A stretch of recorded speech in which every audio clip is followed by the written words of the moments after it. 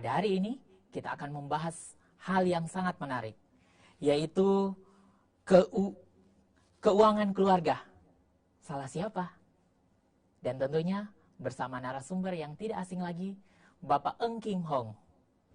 Selamat sore Pak Kim. Selamat sore. Apa kabar? Baik, tetap semangat. Tetap semangat, luar biasa. Oke, hari ini kita akan berbicara tentang keuangan keluarga berantakan. Sebenarnya salah siapa, Pak? Kalau kita bicara tentang salah siapa, oke, sebelum saya menjawab itu, kita harus tahu dulu tentang yang namanya hati-hati dengan kata-kata kita. Jadi begini, ada pembicaraan antara suami dengan istri. Ya, ada pembicaraan antara suami dengan istri. Istrinya mengatakan, saya sangat menyesal dengan kondisi ekonomi sekarang. Kenapa dari dulu papa tidak mengatakan bahwa papa semiskin ini? Dari dulu saya sudah jujur loh sama kamu. Tapi kamu malah tidak menghiraukan. Oh ya? Emangnya papa bilang apa? Dari dulu saya katakan, hanya kamu satu-satunya yang saya miliki di dunia ini. Mama malah menjawab, so sweet. Jadi kalau kita bicara tentang salah siapa, oke, banyak orang tentunya akan mengatakan salah istri, salah anak, salah suami, salah mertua, salah teman, salah saudara. Tidak ada yang namanya salah sendiri. Bahkan tadi di Facebook saya ada yang katakan salah istri dong. Komentarnya begitu. Lah kenapa salah istri? Istri sering belanja online. Ada yang mengatakan salah suami dong. Karena suami tidak pernah memberikan keuangan yang cukup untuk kebutuhan hidup keluarga. Jadi kalau kita mengatakan salah siapa, tidak pernah ada yang mengatakan salah diri sendiri. Semua orang mengatakan salahnya ke orang lain.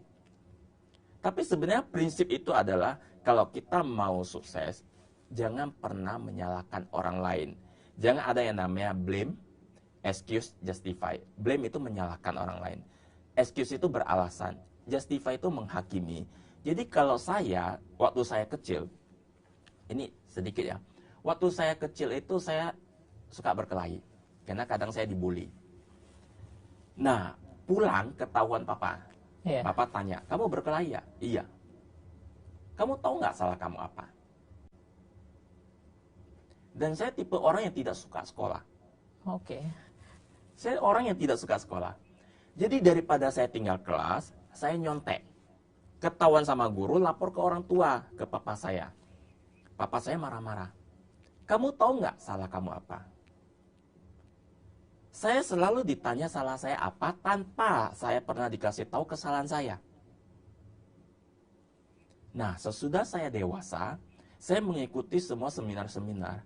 Di seminar itu dikatakan bahwa kalau kamu ingin sukses, jangan pernah menyalahkan orang lain. Salahkan diri kamu sendiri. Jadi kalau hari ini keuangan keluarga Anda berantakan, bukan salah siapa-siapa, salah diri sendiri. Jangan menyalahkan istri. Bahwasanya istri kurang pintar mengatur keuangan. Jangan menyalahkan mertua, contohnya mertua terlalu campur tangan dengan urusan keluarga, keuangan keluarga. Jangan menyalahkan teman, contohnya ya teman itu terlalu banyak memberikan masukan-masukan yang negatif. Jangan salahkan saudara. Saya tidak punya uang, saya ingin berbisnis. Saudara tidak pernah mendukung, tidak pernah memodalin. Jangan pernah salahkan siapapun. Itu blame. Excuse itu alasan. Yang tadi, saya tidak punya uang, saya tidak punya modal, saya ingin sukses. Tapi tidak ada yang membantu saya, tidak ada yang mendukung saya secara pendanaan, secara permodalan. Yang ketiga itu justify. Lah, kan saya memang dari keluarga miskin. Jadi hari ini kalau keuangan keluarga saya berantakan, ya wajar-wajar aja. Kan saya juga, dulu kan orang tua saya juga keuangan keluarganya berantakan. Ya wajar-wajar aja kalau menurut saya. Bukan begitu.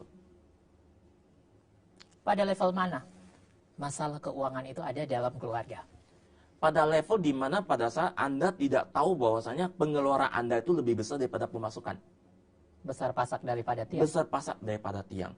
Banyak orang yang menganggap remeh. Jadi begini, menata keuangan keluarga itu sebenarnya gampang-gampang susah atau susah-susah gampang? Dua koin mata uang yang memang, Betul kan? iya, Koinnya cuma satu, tapi mata uangnya itu, tapi Dua sisinya sisi mata uang. dua sisi, ya kan? Jadi sebenarnya menata keuangan keluarga itu susah-susah gampang atau gampang-gampang susah. Banyak orang berpikir bahwa menata keuangan itu gampang lah. Ya gaji saya 25 juta sebulan, paling ya jangan sampai dua gaji saya itu pengeluaran saya di atas gaji saya. Itu mah sesuatu yang normal kan, sesuatu yang wajar. Tapi mengelolanya, mengendalikan keuangan kita itu tidak segampang itu kan.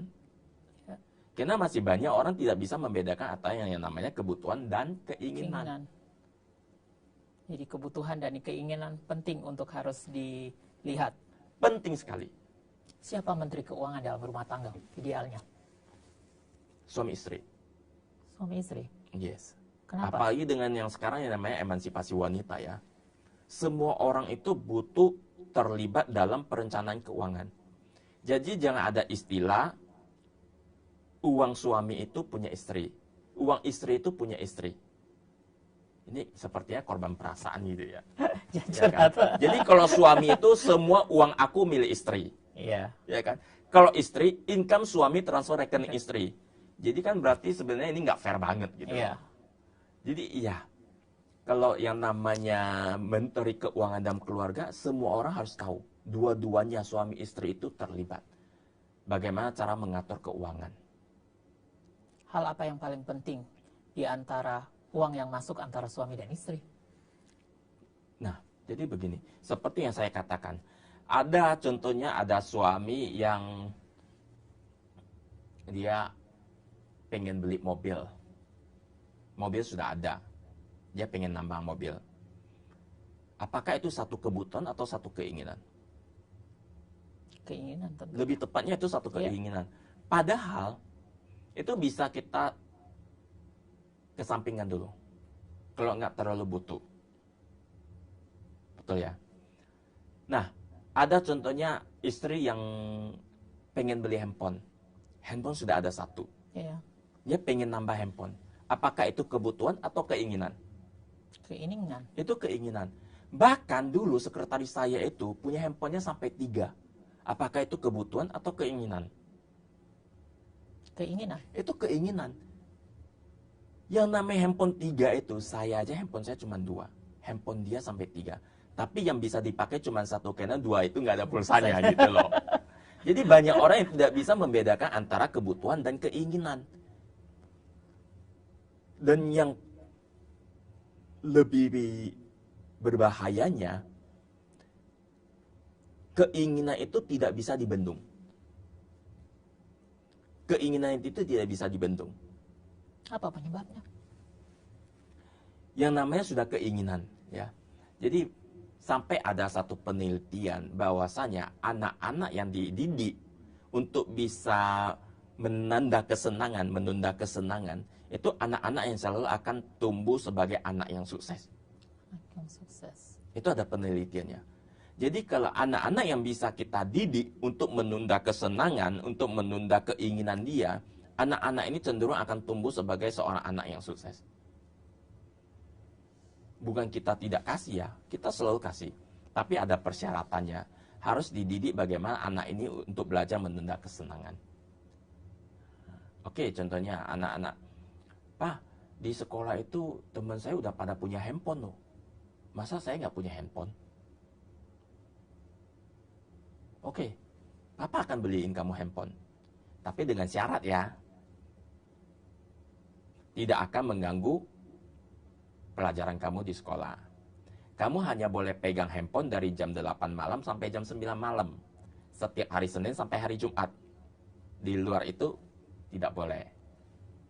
Nah, contohnya seperti itu. Jadi anak itu dididik untuk menunda kesenangan. Tunda kesenangan demi masa depan yang lebih baik. Yes. Wow, luar biasa ya. Jadi keuangan dalam keluarga itu adalah tanggung jawab bersama suami dan istri. Iya. Dan berankan itu karena besar pasak daripada tiang. Ya, lebih besar pasak daripada tiang. Karena hal-hal yang menyebabkan keuangan keluarga berantakan itu kan banyak sekali. Ya. Nah, efek dari keuangan keluarga yang berantakan itu juga sangat fatal kan. Jadi banyak sekali hal-hal yang menyebabkan kenapa keuangan keluarga itu bisa berantakan dan efek dari itu bagaimana. Nah, dari situ kan kita harus cari sebabnya, solusinya. Solusinya ya. Oke, jadi harus cari solusi terkait dengan permasalahan keuangan yang ada di dalam rumah. Iya. Seberapa sih pentingnya kita harus membuat daftar kebutuhan kita dalam satu rumah tangga? Itu sangat penting sekali.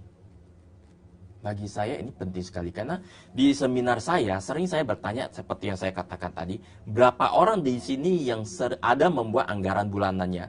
Dari 10 orang itu mungkin cuma 1 orang, berarti persentasinya cuma 9:1. Ya. Nah, saya sering katakan bahwa saya sendiri punya anggaran bulanan. Contohnya uang sekolah anak, contohnya KPR, udah itu kredit mobil, udah itu bayar asuransi, udah itu biaya darurat, udah itu biaya lain-lain atau biaya tidak terduga. Banyak sekali. Banyak sekali. Banyak sekali biaya-biaya yang bisa dihitung dan biaya-biaya yang tidak bisa dihitung. Jadi kalau kita tidak punya satu anggaran bulanan, tentunya keuangan kita akan kacau balau. Keuangan akan kacau balau. Yes. Lifestyle semakin tinggi. Lifestyle semakin tinggi. Nah, ini analoginya begini ya. Pada saat kita bekerja, suami, ya, hari ini gaji saya 5 juta. Ya. Betul ya? Mungkin saya naik motor ke kantor. Betul? Pada saat saya dipromosi dan gaji saya naik, jadi 10 juta. Apa yang pertama kali terlintas di pikiran saya? Sebentar Pak Kim. Ini semakin membuat pemirsa dimanapun Anda berada semakin penasaran. Sebenarnya lifestyle yang tinggi dan juga akhirnya membutuhkan perencanaan keuangan yang tinggi. Namun pada posisinya adalah kita melihat bahwa ada seperti pos keuangan atau sumber pendapatan kita itu cuma satu. Kebutuhan terus bertambah. Belum lagi kita tahu bahwa pada saat di masyarakat itu, pada saat hari raya.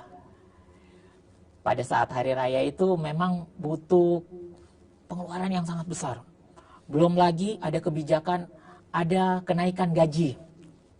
Nah, harga barang semakin naik, impact terhadap keluarga semakin tinggi.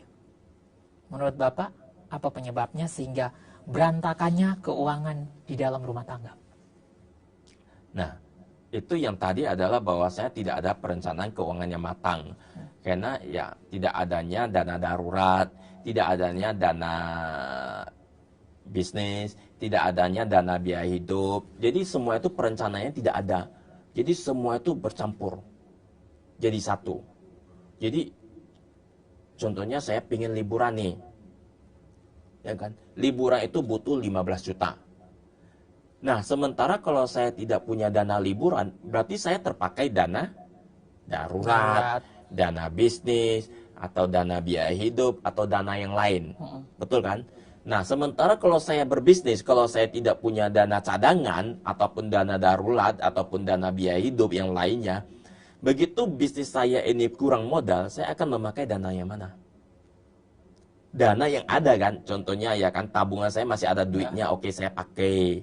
Oke. Investasi saya masih ada duitnya, saya pakai. Investasi dan dana darurat. Dan pentingnya dana cadangan. Tahan dulu Pak. Membuat pemirsa dimanapun pasti penasaran. Pentingnya keuangan dalam rumah tangga dan apa penyebabnya. Kita ketemu pada seksi yang berikutnya. Tetap di Hai Indo TV bersama Jong Talo dan Pak Kim dalam Kim Talk. Pak Kim, tadi Bapak mengatakan tentang sebab-sebab keuangan keluarga berantakan dan terakhir tadi Bapak sampaikan bahwa penyebabnya itu adalah tidak adanya dana cadangan. Tentunya perlu ada saving yang cukup panjang ya, atau saving yang cukup besar. Pentingkah saving itu dan sebenarnya penyebabnya apakah hanya saving? Penyebab keuangan keluarga berantakan itu banyak. Penyebab keuangan keluarga berantakan itu banyak.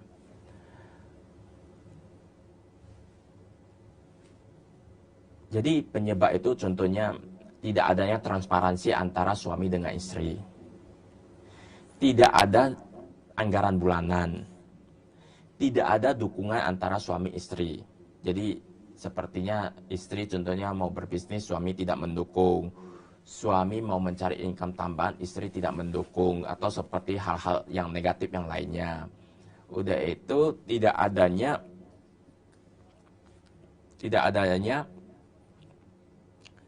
support dari selain suami istri yang ingin berbisnis, tidak ada support dari anggota keluarga yang lain. Atau katakan kurangnya pengetahuan tentang berbisnis yang mengakibatkan seseorang itu tidak berani beranjak dari keadaan ekonominya yang sekarang. Jadi seperti ada alternatif income. Iya, jadi seharusnya kan kalau kita sebagai seorang suami istri, suami itu kalau bekerja ataupun berbisnis, seharusnya istri itu juga belajar bagaimana untuk mencari penghasilan tambahan, income tambahan. Baik dari bekerja ataupun juga belajar berbisnis. Jadi ya income itu kan sebenarnya terbagi dalam 3 kategori. Ada yang namanya active income, ada yang namanya passive income, dan ada yang namanya multiple income. Active income, Passive income dan multiple income. Apa itu? Nah, kalau active income itu kan berarti saya bekerja. Hari ini kalau saya bekerja, saya mendapatkan uang. Saya menukar waktu saya dengan gaji. Kalau saya sebagai status saya karyawan, saya menukar waktu dan tenaga saya sebagai gantinya gaji. Betul kan? Setiap bulan saya terima gaji. Itu yang namanya active income. Nah, hari ini kalau saya bekerja, saya dapat duit. Tapi kalau saya tidak bekerja, apakah saya dapat duit? Tentu tidak. Tentu tidak. Hari ini kalau saya bekerja, saya dibayar. Saya punya penghasilan. Tapi kalau seandainya saya tidak bekerja, apakah saya punya penghasilan? Tidak. Tentu tidak. Ya kan? Nah, sesudah itu saya mulai berpikir, anak saya bertambah. Ya. Sekarang punya anak 1. Ya, mau nggak mau saya cari lagi income tambahan. Income tambahan itu kembali yang tadi, apakah income itu adalah active income, passive income, atau multiple income. Active income itu contohnya saya kerja kantoran dari jam 9 sampai jam 5. Karena anak saya sudah lahir, saya mulai berpikir bahwasanya ada pengeluaran tambahan dong. Nah, saya mulai cari kerja lagi. Sesudah pulang jam kantor kerja, mungkin saya cari income tambahan. Contohnya saya jadi driver ojol. Ya. Betul ya? Iya, kendaraan. Nah, itu kan tidak terikat waktu. Betul. Boleh dong. Ya, saya jadi driver ojol. Nah, kalau saya jadi driver ojol itu kan berarti apakah itu masuk ke kategori active income, passive income, atau multiple income? Aktif tentunya Itu tidak. tentunya masuk ke kategori active income Ya, lagi kan? ya. Karena kan itu Karena dia mengandalkan ada dua saya saya. juga kan? Nah, jadi walaupun itu mengandalkan saya, itu selalu masuk ke kategori active income, bukan passive income. Itu cuma mencari income tambahan, karena sudah ada pengeluaran tambahan yang tadi, gitu loh. Jadi itu masuk ke kategori active income. Ada nggak kendala dengan active income yang tadi? Ketika waktu di manage tentu tidak. Kalau waktu di manage, iya. Tapi yang namanya sifat manusia, selalu ada yang namanya males. Iya. Kalau saya hari ini males, ada income nggak? Tentu tidak. Tentu tidak. Kalau hari ini saya sakit, apakah ada income tambahan nggak dari ojol itu? Tidak ada. Nggak ada. Betul? Iya. Jadi yang namanya active income itu, walaupun saya hari ini mencari income tambahan, apakah saya akan mencari income dalam kategori active income, passive income, atau multiple income? Kalau passive income lebih ditekankan pada apa? Kalau passive income, hari ini contohnya saya bekerja atau saya buka usaha, punya income. Iya. Oke. Nah, di luar itu saya cari penghasilan tambahan. Ya. Contohnya, sesudah saya pulang kerja, saya sebagai seorang agen asuransi. Saya mencari customer. Nah, dari agen asuransi itu saya menghasilkan customer. Saya punya customer, saya menghasilkan income. Karena dari agen sebagai seorang agen asuransi atau perencanaan keuangan, saya punya income untuk 5 tahun ke depan. Ya. Begitu saya dapat satu nasabah, saya sudah dapat income untuk 5 tahun ke depan. Komisi saya 5 tahun ke depan. Iya. Nah, jadi kalau kita mau keluar dari jurang kemiskinan kita, jadi kalau kita mau keluar dari masalah ekonomi kita carilah passive income. Passive income itu kan, ya kita bertanya lagi pada diri sendiri. Nah, saya mau cari passive income yang dengan modal atau tanpa modal.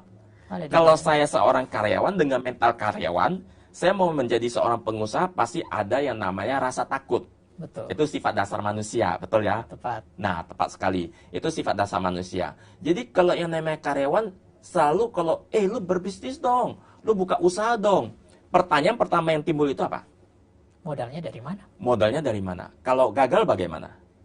Siapa yang harus tanggung resikonya? Siapa yang mau tanggung resiko? Kayak Iya. itu dia. Pertanyaan yang sering muncul kalau gagal. Bukan kalau sukses loh. Kalau gagal bagaimana? Siapa yang mau tanggung resiko hidup ini? Siapa yang mau tanggung biaya hidup saya? Iya. Itu dia kan. Oke, tapi kan bisa aja kita cari bisnis yang tanpa modal. Contohnya seperti yang tadi, sebagai seorang agen asuransi. Karena kalau kita mau sukses, ada dua hal yang harus kita perhatikan.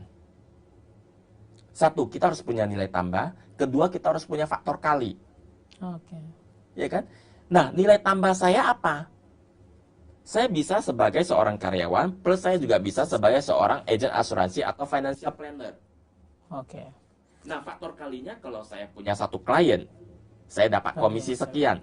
Kalau saya dapat 5 klien, komisi saya sekian. Kalau saya sebulan dapat 10, komisi saya sekian. Kalau setahun saya dapat nasabah 100, komisi saya sekian. Itu komisi saya untuk 5 tahun ke depan.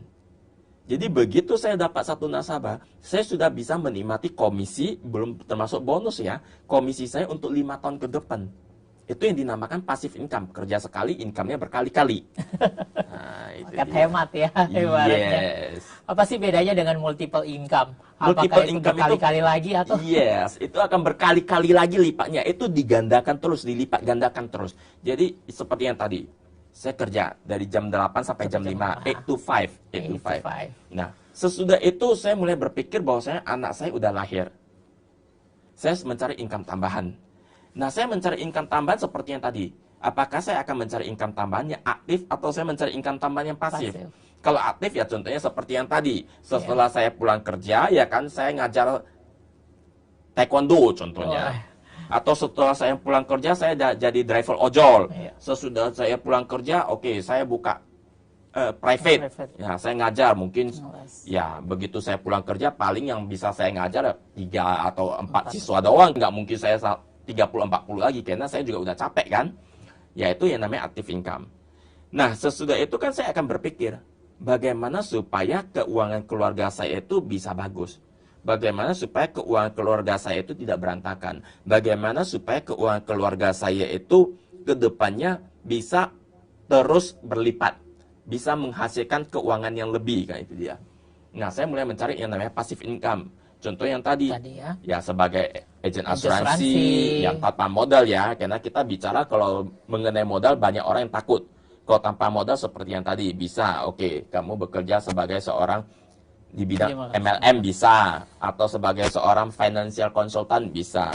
Nah, dari income yang saya dapat dari 8 to 5 tadi, gaji yang saya dapat, setelah itu saya pulang kerja, saya sebagai seorang financial consultant, saya dapat income lagi dong. Saya gulung lagi income saya. Saya beli tanah, saya bangun kos-kosan. Oke, dari situ saya sudah punya income lagi dong. Nah, dari sini saya mungkin dari income saya yang dari saya mulai 8 to 5 itu, di luar itu saya sebagai seorang financial consultant atau agent asuransi, saya sudah punya income lagi tambahan dari kos-kosan. Mungkin saya akan mulai berpikir bagaimana saya akan mendidik istri saya, supaya dia juga bagaimana berpenghasilan. Betul kan? Iya. Bagaimana supaya otak dia itu dilatih untuk berpenghasilan, untuk punya income tambahan. Jadi tidak bisa selalu menggantungkan kepada saya. Oke, berarti kita bisa katakan bahwa akumulasi dari pendapatan dari income itu semua itu yang namanya multiple. Iya, betul sekali. Oke, para pemirsa dimanapun Anda berada, tetap bersama kami di Kim Talk. Hanya di HI Indo TV, kami kembali sesaat lagi. Dan Pak Kim pasti akan memberikan kita ilmu yang lebih semakin bermanfaat bagi pemirsa dimanapun Anda berada. Pak Kim, berdasarkan data Kementerian Agama Republik Indonesia pada tahun 2014 ada kasus perceraian 67.000, di mana 24%-nya itu adalah disebabkan karena berantakannya keuangan dalam keluarga. Bagaimana Bapak melihat fenomena itu dan efek dari berantaknya keuangan keluarga sampai sejauh apa?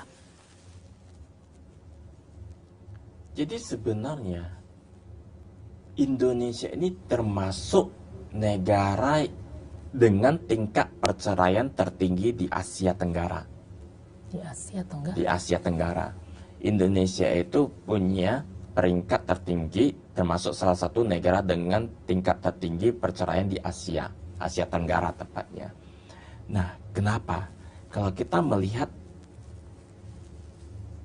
kenapa perceraian itu bisa terjadi, tentunya ada hal-hal yang mengakibatkan itu dong.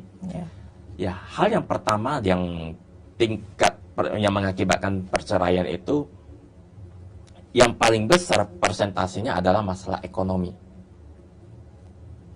Yang kedua, ya selain masalah ekonomi, ada mungkin masalah perselingkuhan. Ya mungkin ada yang namanya pernikahan di usia muda, jadi belum matang orang sudah menikah. Nah, termasuk saya ada beberapa pembantu di rumah, dia ya kerja nggak lama, katanya mau pulang, mau merit. Ya kan? Jadi saya berpikir,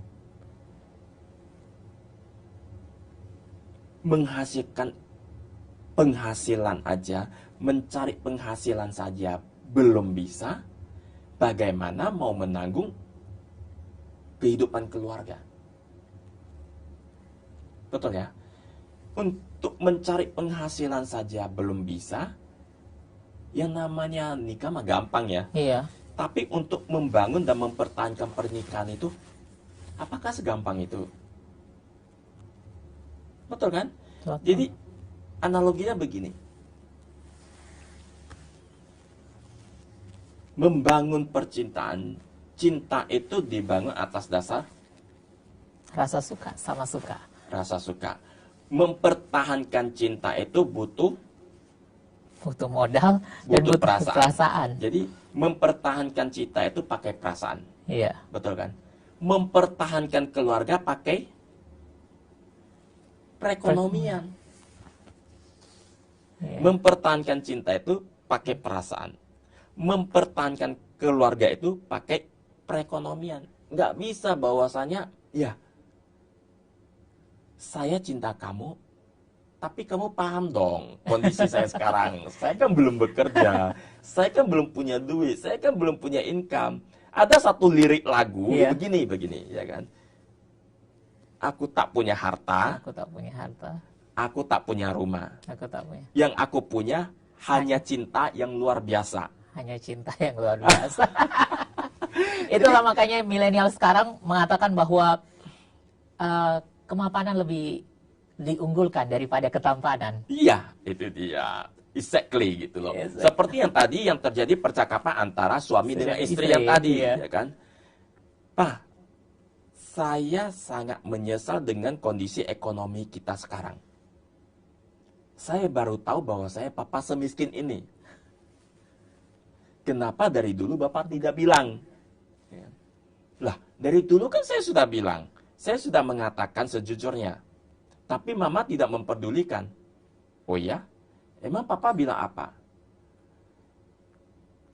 Di dunia ini, saya cuma punya kamu satu-satunya. Saya hanya memiliki kamu satu-satunya.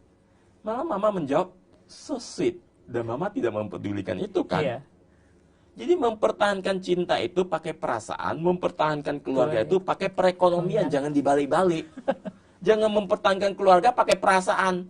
Ya kan, saya tidak punya uang, saya tidak punya harta, ya kan, tapi saya cinta kamu. Emang bisa? Iya. Benar. Apa-apa butuh duit. Iya. Dan duit bisa mengalahkan Betul. segalanya. Jadi blueprint itu ya jangan ada kesalahan, tolong diganti blueprint kita itu, money blueprint kita. Nah, seperti orang sering katakan bahwasanya uang bukan segalanya. Tapi ya segalanya butuh uang. Ya kan? Iya. cinta saya itu, cinta tidak bisa didasarkan atas uang. Betul. Tapi cinta saya akan lebih indah kalau saya punya uang. Iya. Betul ya? Cinta saya akan lebih indah kalau saya punya uang. Saya bisa membawa istri saya jalan-jalan, traveling. Saya bisa membelikan rumah yang cukup cantik, yang cukup bagus. Saya bisa membelikan mobil yang cukup mahal, ya kan? Nah, jadi ya semua orang butuh itu. Jadi merencanakan keuangan dan memiliki tabungan akan semakin memperindah romantisme cinta. Iya, jadi seperti yang kita katakan tadi bahwasanya, ya kenapa tingkat perceraian di Indonesia itu sangat tinggi seperti yang saya katakan tadi bahwasanya hal yang melatar belakangi itu semua faktor dominannya adalah masalah ekonomi. Selebihnya adalah contoh perselingkuhan. Nah, contohnya pernikahan di usia muda. Nah, jadi efek yang ditimbulkan dari itu sebenarnya luar biasa. Ya, efek dari yang ditimbulkan dari kehancuran keuangan keluarga itu ya pastinya keluarga kita akan berantakan, terjadi perceraian. Itu dia. Bahkan kalau kita melihat itu semua, seperti kita kalau baca di koran lah, kalau kita nonton TV lah, terjadinya kasus pembunuhan itu juga karena masalah keuangan. Ribut-ribut antara suami dan istri, pertengkaran antara suami dan istri, ya kan? Istri tidak pernah mengerti keadaan suami pada saat ditangkap, diinterogasi. Istri saya tidak pernah mengerti keadaan saya udah berusaha, tapi dia marah-marah, ngomel-ngomel. Jadi orang bisa khilaf, betul. Nah, ada lagi satu kasus. Dulu waktu saya kecil, orang tua saya itu berbisnis. Nah, pada tahun 80-an, bapak saya bangkrut. Kita punya 4 saudara waktu itu. Iya. Kita 4 bersaudara. Pada saat bangkrut, Anda tidak punya apa-apa loh. Kita ngontrak rumah. Tidak punya uang untuk makan. Waktu itu saya mulai menguping pembicaraan papa.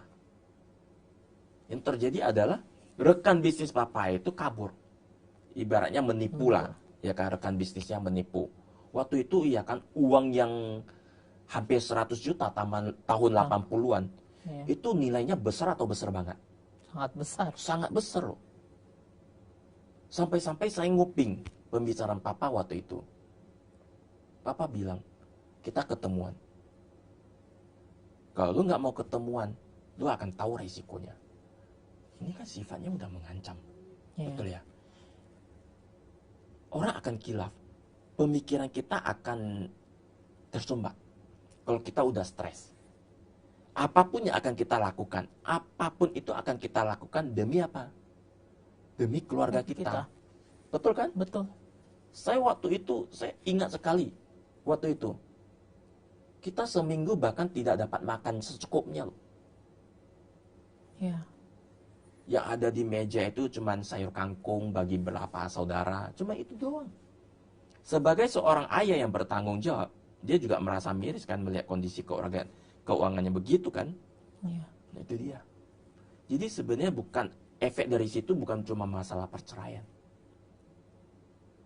Kalau khilaf, bisa dipenjara loh.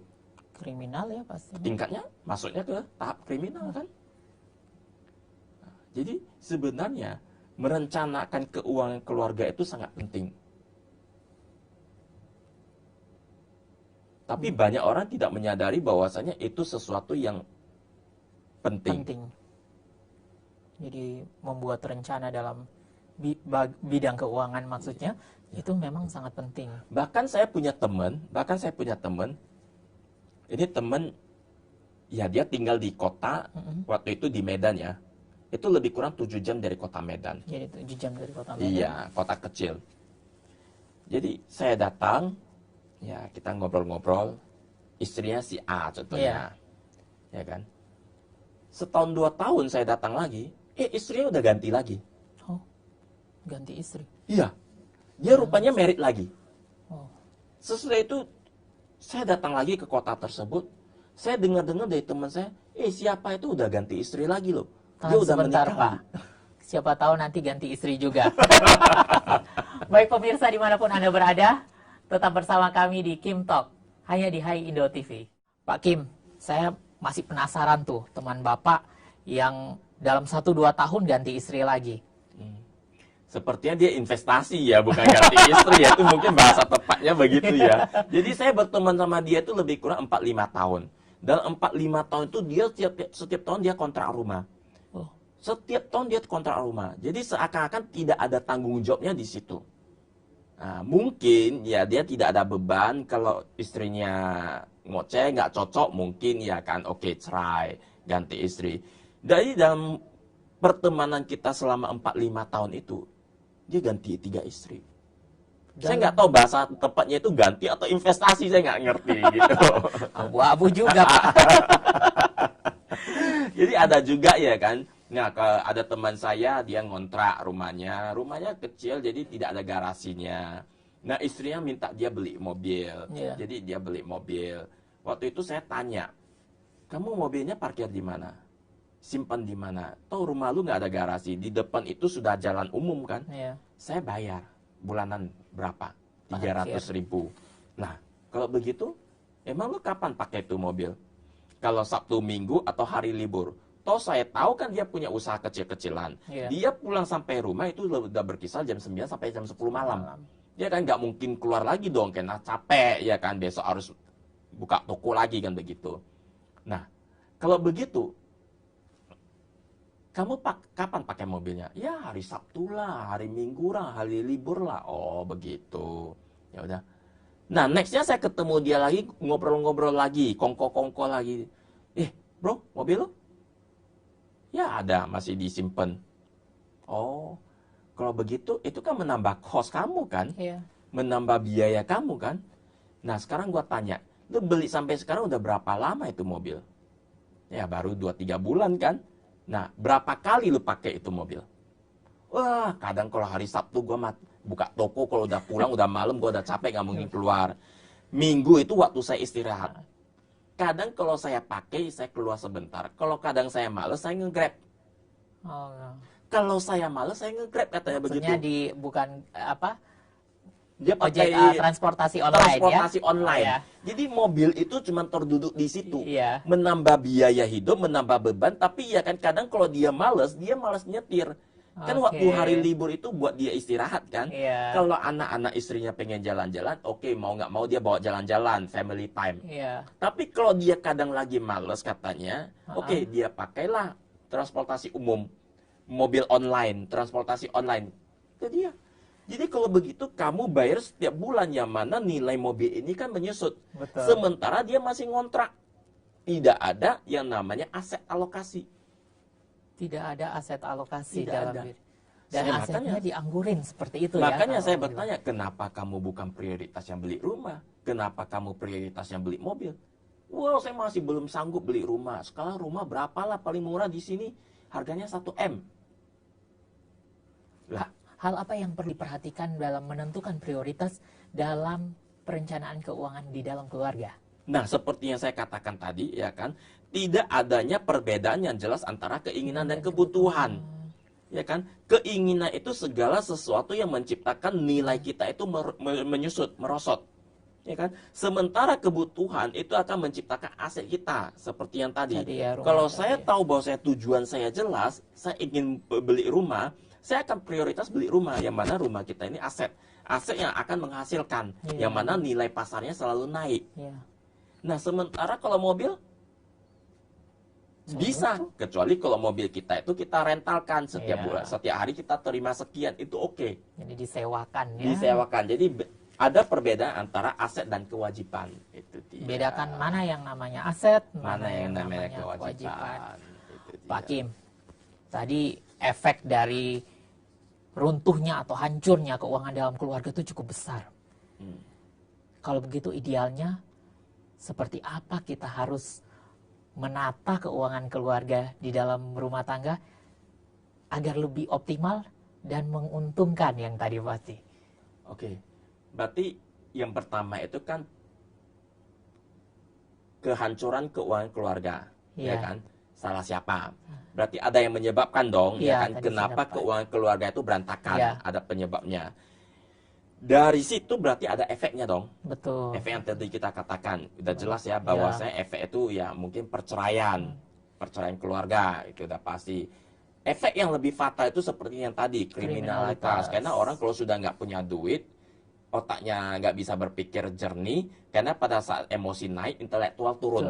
Iya. Ya kan, jadi kita nggak bisa berpikir secara jernih. Ya kan, kita berpikir bagaimana kan namanya udah stres kan. Saya ingin mencari atau mendapatkan uang saya kembali yang menurut saya itu saya ditipu teman saya. Betul. Ya kan, itu kalau fatal itu kan berarti ujung-ujungnya ke kriminalitas. Nah sekarang kita mencari solusinya itu adalah mencari income tambahan. Iya. Nah saya sering edukasi istri saya sendiri. Nah menurut saya suami itu kan ada dua resiko, Risiko suami ada dua. ya kan? Iya. Resiko sebagai seorang suami. Jadi gini, Yang pertama, maksud saya, sebagai seorang istri, kamu harus siap dengan dua resiko. Andaikan kamu punya suami.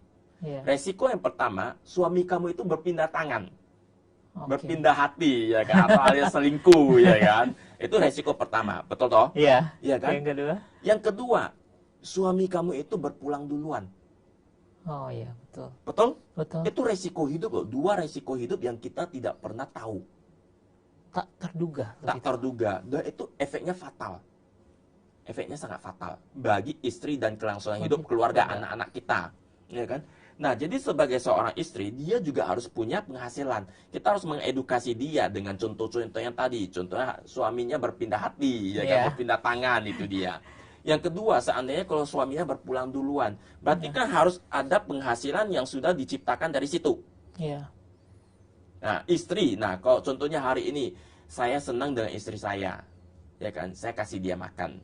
Nah, oke, kita makan Japanese food, Korean food, Chinese food, Nusantara food. Oke, saya bawa makan. Tapi hari ini kalau saya lagi nggak seneng, oke, saya cuma contohnya beli nasi padang. Lu mau makan, makan. Kalau nggak mau makan, ya terserah. Itu suasana hati saya kalau lagi nggak enak. Lagi galau, lagi bertengkar, lagi ribut sama istri. Betul? Tapi sebagai seorang suami yang bertanggung jawab, Anda harus mengedukasi bagaimana Anda tidak hanya memberikan umpan kepada istri Anda, tapi memberikan kail. Mengajari dia bagaimana cara menghasilkan uang, berinvestasi. Ibaratnya hari ini kalau Anda mau menangkap ikan yang di... Paus, misalkan. Misalnya Anda ingin memancing ikan yang di Jepang itu, ikan apa itu? Yang mahal itu? Kalau di Indonesia, contohnya arwana ya. Ya, yang kita ya pakai. contohnya kalau Anda mau mendapatkan ikan besar, Anda harus memancingnya di laut. Iya. Ya kan? Kalau Anda mau mendapatkan ikan yang kecil, Anda harus memancingnya di sungai atau di danau. Ya kan? Jadi semua itu sudah ada aturan mainnya. Hukum alamnya sudah ada. Kita edukasi istri kita, anak kita bagaimana untuk menghasilkan uang, untuk menciptakan passive income. Kita mengedukasi mereka bagaimana supaya mereka tahu sebenarnya nilai uang itu bagaimana.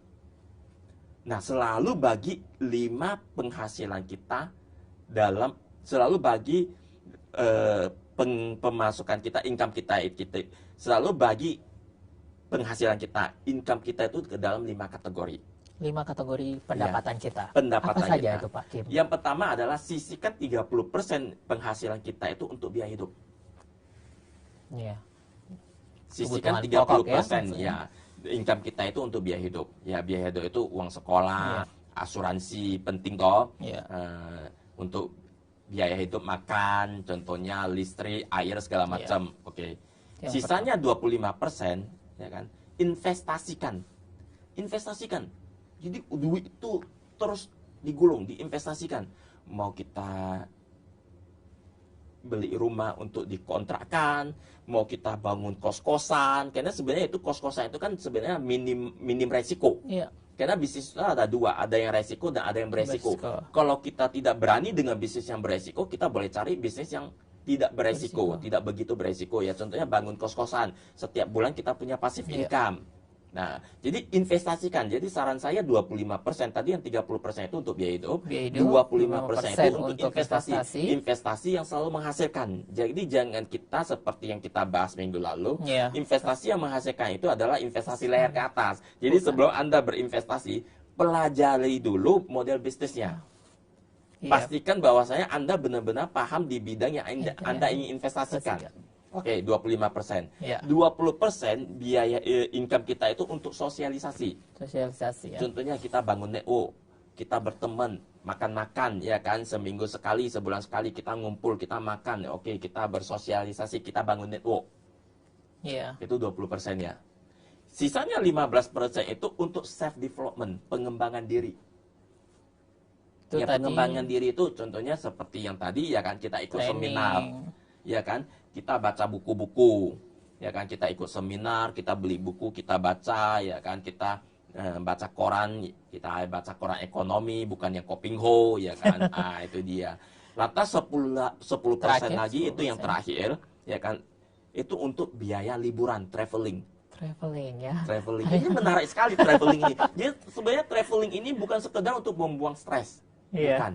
bukan sekedar untuk wah jalan-jalan lihat wah ini Eropa ini cantik, ya Iya. kan. Nah kalau masjid ini apa Ornamennya, seni budayanya, desainnya. ya kan, udah itu sejarahnya gitu, bukan begitu, ya kan, bukan Iya. sekedar jalan-jalan, tapi ada yang bisa kita pelajari dari situ, ada hikmah yang bisa kita ambil selain kita refreshing.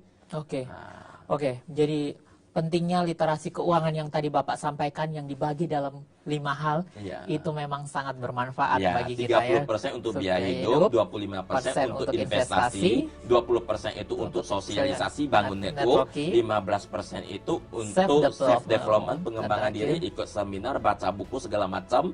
Yang 10% itu untuk traveling, jalan-jalan. Anda carilah pengalaman di luar sana. Yang mana bisnis di luar sana pada saat Anda cari jalan-jalan, ya tidak ada bisnis di Indonesia, Anda bisa bawa masuk ke Indonesia. Itu dia. Pak Kim, 5 hal tadi tentunya sangat bermanfaat bagi para pemirsa dimanapun Anda berada. Boleh nggak diberikan motivasi keuangan untuk kita pada hari ini? Oke, motivasi keuangan ya, Iya. sedikit yang tips tadi Iya. ya, saya kutip yang tadi. Membangun cinta pakai perasaan, membangun keluarga pakai perekonomian. Bangun cinta pakai perasaan, bangun Keluarga pakai perekonomian. Itu dia, Karena tipsnya. hidup adalah hidup bersama dan pengetahuan adalah pengetahuan bersama, dan kebersamaan itu akan semakin optimal ketika kita semakin mengefisiensikan keuangan dalam rumah tangga kita. Pak Kim, terima kasih banyak Ya, atas terima kasih, Pak. pelajaran yang sangat luar biasa bagi kita di hari ini. Semoga kita bisa mengambil makna dalam perbincangan kita di hari ini. Bagi para pemirsa di rumah, tetap saksikan Kim Talk setiap hari Rabu hanya di Hai Indo TV. Saya Talo, selamat sore.